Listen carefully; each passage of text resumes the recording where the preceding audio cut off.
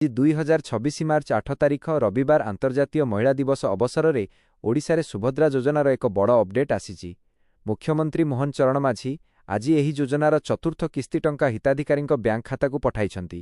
ଆଜିର ମୁଖ୍ୟ update 8 March 2026 ଟଙ୍କା ପ୍ରଦାନ। ଓଡ଼ିଶା ସରକାର ପ୍ରାୟ 5,000 କୋଟି ଟଙ୍କା ଡିବିଟି ମାଧ୍ୟମରେ ହିତାଧିକାରୀଙ୍କ ବ୍ୟାଙ୍କ ଖାତାକୁ ସିଧାସଳଖ ପଠାଇଛନ୍ତି।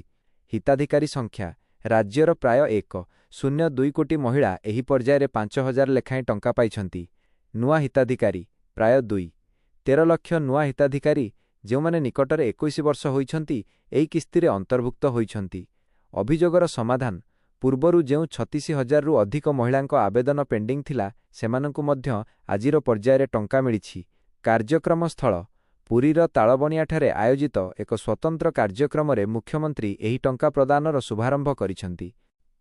ହିତାଧିକାରୀଙ୍କ ପାଇଁ ଜରୁରୀ ସୂଚନା ବିବରଣୀ ସୂଚନା ଜମା ହୋଇଥିବା ରାଶି 5,000 କିସ୍ତି ନମ୍ବର ପର୍ଥ କିସ୍ତି ଇୟର 2 ପରବର୍ତ୍ତୀ କିସ୍ତି ରାକ୍ଷୀ ପୂର୍ଣ୍ଣିମା 2026 ଅଗଷ୍ଟରେ ଆସିବ।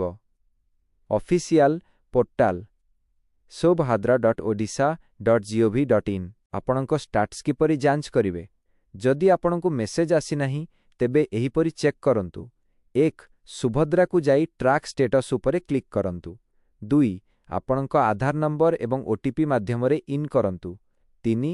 ନିଶ୍ଚିତ କରନ୍ତୁ ଯେ ଆପଣଙ୍କ ବ୍ୟାଙ୍କ ଖାତା ଆଧାର ସହିତ ଲିଙ୍କ ଆଧାର ସିଡେଡ୍ ଅଛି